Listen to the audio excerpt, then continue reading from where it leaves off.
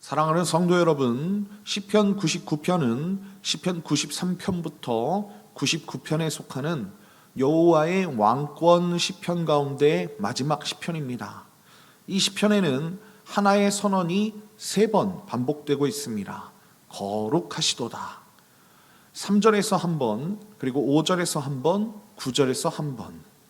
시편 기자는 이 3번의 고백을 중심으로 하나님의 통치가 어떤 성품 위에 서 있는지, 그 하나님이 백성의 부르짖음에 어떻게 응답하셨는지, 그리고 우리가 그분 앞에서 어떻게 서야 하는지를 노래하고 있습니다.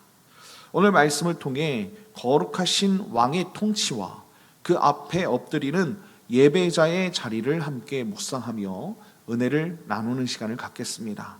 자, 그렇다면 시편 기자는 왕이신 여호와의 통치를 어떻게 선포하고 있습니까?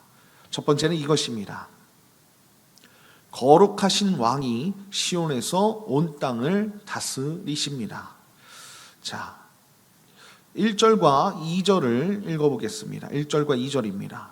여호와께서 다스리시니 만민이 떨 것이요 여호와께서 그룹 사이에 좌정하시나니 땅이 흔들릴 것이로다. 시온에 계시는 여호와는 위대하시고 모든 민족보다 높으시도다. 아멘. 이 시편도 앞선 왕권 시편들과 마찬가지로 1절을 보면 여호와께서 다스리시니라고 선포하고 있습니다.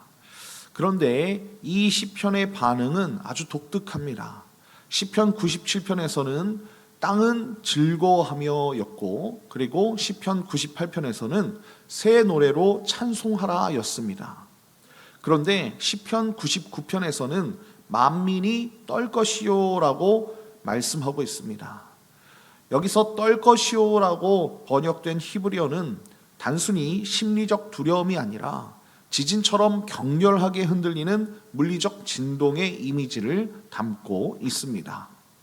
하나님이 그룹 사이에 좌정하시는 순간 그분의 거룩한 무게가 피조세계 전체를 진동시키는 것이지요. 그리고 2절에서 시편 기자는요, 이 하나님께서 시온에 계신다고 고백하고 있습니다. 하나님이 시온에 계신다는 것은 그분이 장소의 제약을 받으신다는 뜻이 아닙니다. 시온을 통치의 중심으로 삼아서 온 세상으로 권능을 확장하시는 것을 뜻합니다. 이어서 3절부터 5절을 읽겠습니다. 3절부터 5절입니다. 주의 크고 두려운 이름을 찬송할지니 그는 거룩하심이로다. 능력 있는 왕은 정의를 사랑하느니라. 주께서 공의를 견고하게 세우시고 주께서 야곱에게 정의와 공의를 행하시나이다. 너희는 여호와 우리 하나님을 높여 그의 발등상 앞에서 경배할지어다. 그는 거룩하시도다. 아멘. 3절에서 첫 번째 거룩하시도다가 선포되고 있습니다. 하나님의 이름이 크고 두렵기 때문에 거룩하시도다라고 그렇게 선포하는 것입니다. 4절에서 시편 기자는요, 이 왕의 능력이 무엇인지를 밝혀주고 있는데 능력 있는 왕은 정의를 사랑하느니라라고 고백하고 있습니다. 하나님의 능력은 힘으로 억압하는 것이 아닙니다. 정의를 사랑하시고 공의를 견고하게 세우시는 것, 이것이 하나님의 그 왕권의 본질이라는 것이지요. 그리고 5절에서 두 번째 거룩하시도다와 함께 그의 발등상 앞에서 경배할지어다라는 그 명령이 나타나는데요. 이 발등상은 왕이 보좌 앞에 앉았을 때 발을 올려놓는 그 받침대를 가리키고 있습니다. 이스라엘에게 하나님의 발등상은요, 지성소의 언약궤였습니다.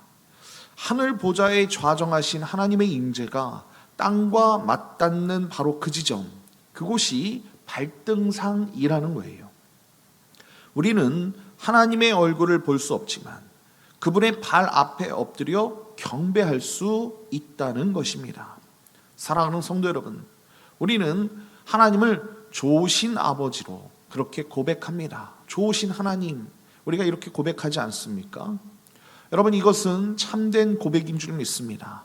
그러나 우리 하나님은 동시에 만민을 떨게 하시는 거룩한 왕이시라는 거예요. 예배의 자리는 내 필요를 채우는 자리이기 전에 거룩하신 왕 앞에 엎드리는 자리라는 것입니다.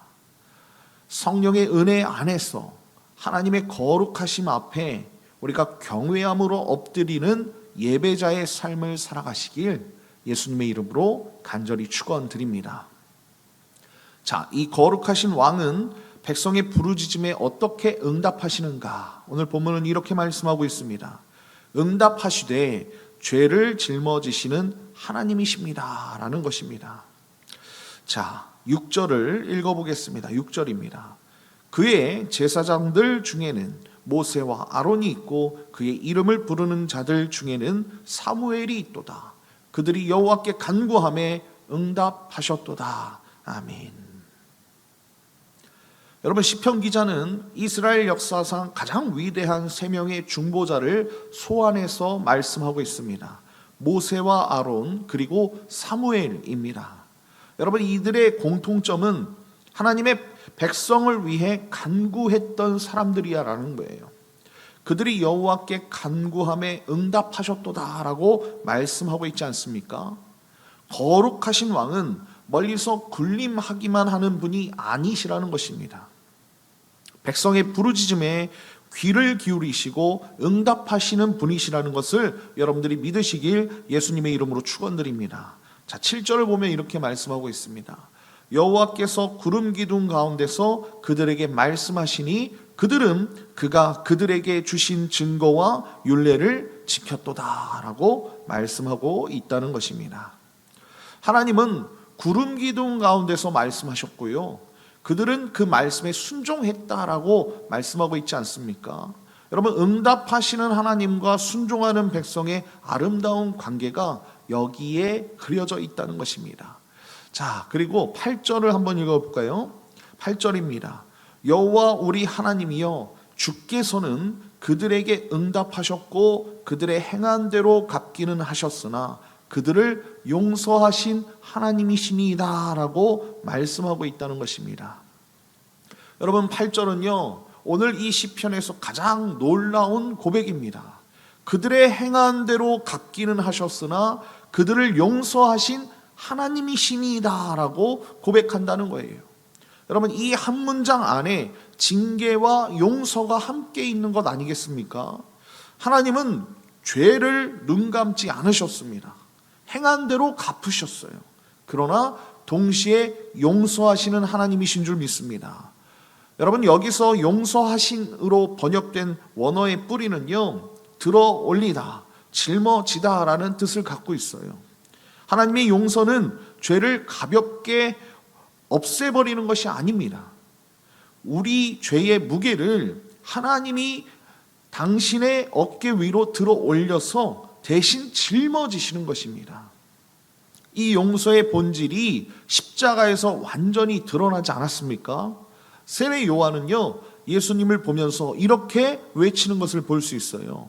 요한복음 1장 29절에 보라, 세상 죄를 지고 가는 하나님의 어린 양이로다. 여러분들 기억하시지요? 그렇습니다. 세상 죄를 어깨에 메고 가시는 거예요. 예수 그리스도야말로 인류의 모든 죄의 무게를 당신의 어깨에 짊어지신 분이신 줄 믿습니다. 사랑하는 성도 여러분, 하나님의 용서는요 값싼 것이 아닙니다. 우리의 죄를 대신 짊어지시는 무거운 사랑이라는 거예요. 그리고 하나님의 징계도 우리를 향한 분노의 표출이 아니라는 거예요. 죄가 우리 안에 뿌리 내리는 것을 용납하지 않으시는 거룩한 사랑인 줄 믿습니다. 징계하시되 용서하시고 용서하시되 죄를 가볍게 여기지 않으시는 이것이 거룩하신 하나님의 사랑인 줄 믿습니다.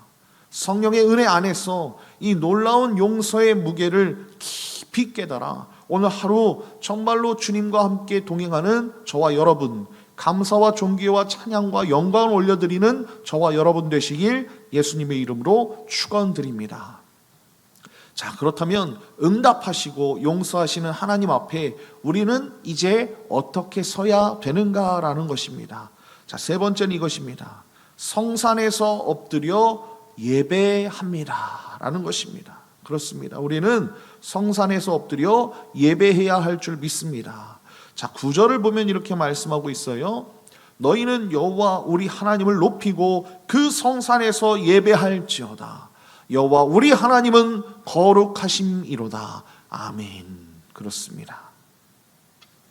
시편 99편의 마지막 절에서 세 번째 거룩하시도다 이렇게 선포하고 있지 않습니까? 그런데 이번에는 앞선 두 번과 다르다는 거예요. 3절에서는 그는 거룩하심이로다, 5절에서는 그는 거룩하시도다 였습니다. 그런데요 9절에서는요 여호와 우리 하나님은 거룩하심이로다 라고 바뀌는 것을 볼 수 있어요. 자, 그에서 여호와 우리 하나님으로 바뀌었다는 거예요. 그는 거룩하시도다, 그는 거룩하심이로다, 여기에서요 여호와 우리 하나님으로 바뀌었다는 것을 여러분들이 눈치를 채셔야 된다는 것입니다. 먼 곳에 계신 그분이 아니라는 것입니다. 우리 하나님, 나와 함께 하시는 우리 하나님이라고 부를 수 있는 분이 되셨다는 거예요. 징계하시되 용서하시고 죄의 무게를 대신 짊어지신 우리 하나님께서 바로 나의 하나님이 되었다는 것입니다. 그리고 5절에서는 발등상 앞에서 경배하였는데 9절에서는 그의 성산에서 예배하라라고 확장되고 있지 않습니까? 발등상에서 성산으로 예배의 자리가 넓어진 것입니다. 징계와 용서의 역사를 경험한 하나님의 백성이 다시 하나님의 성산으로 돌아와 예배하는 것, 이것이 시편 99편이 그리는 예배의 완성이라는 것입니다. 사랑하는 성도 여러분, 참된 예배는 은혜만 찬양하는 자리가 아닙니다. 응답하시고 용서하시되 죄에 대해서는 책임을 물으시는 거룩하신 하나님 앞에 나의 전부를 내려놓는 자리, 그 자리가 참된 예배의 자리라는 거예요. 오늘 이 새벽 말씀 앞에 나온 우리의 발걸음이 바로 그 성산을 향한 발걸음 아니겠습니까?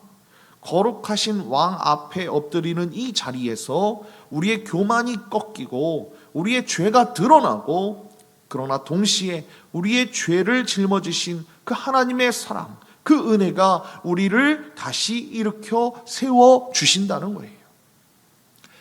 오늘도 성령의 능력 안에서 거룩하신 하나님 앞에 엎드리시되 그 용서의 은혜 안에서 담대히 믿음으로 예배의 자리, 예배의 삶 가운데 나아가시는 저와 여러분 다 되시길 예수님의 이름으로 간절히 축원드립니다. 결론입니다. 고속도로를 달릴 때 한번 생각해 봅시다. 내 앞에 차를 추월하면 기분이 좋지요. 그런데 그 앞에 또 다른 차가 보이면 다시 추월하고 싶어집니다. 반복되는 추월 속에서 처음의 만족은 사라지고 결국엔 피로만 남습니다. 고속도로에서 행복해지는 방법은요, 사실 막 다른 사람을 추월하는 것이 아니라 나의 속도를 잘 지키면서 그 여행의 여정 안에서 그것을 즐기는 것입니다. 심리학자 허즈버그는 인간의 욕구에 두 가지 요인이 있다고 말합니다. 급여나 근무 환경 같은 조건들은 불만족을 줄일 수는 있지만 만족감을 주지는 않습니다. 진정한 만족은 일 자체에서 오는 성취감, 인정받는 경험, 성장의 기쁨에서 나옵니다. 이 원리는 인생 전체에도 적용이 됩니다. 불만족을 없애는 데 집중하면 바다를 채우려는 강물처럼 끝이 없다는 거예요. 우리 마음은 물질로 다 채워지지 않습니다. 사랑과 인격, 예배와 섬김을 통해서만 채울 수 있다는 것을 여러분들이 깨달으시길 바랍니다. 사랑하는 성도 여러분, 시편 99편이 세 번이나 반복하여 선포하는 거룩하시도다라는 이 진리를 여러분들이 깨달으시길 바랍니다. 바로 여기에 있다는 거예요. 우리 마음의 참된 만족은 더 많이 가지는 데 있지 않습니다. 거룩하신 그 왕 앞에 엎드리는 자리, 나의 교만과 욕심을 내려놓고 그분의 거룩하심을 경험하는 자리, 그 자리에서 비로소 우리의 영혼이 채워진다는 것입니다. 오늘 하루도 거룩하신 왕 앞에 엎드리며 여호와 우리 하나님은 거룩하심이로다 라고 담대히 고백하는 저와 여러분 다 되시길 예수님의 이름으로 축원드립니다.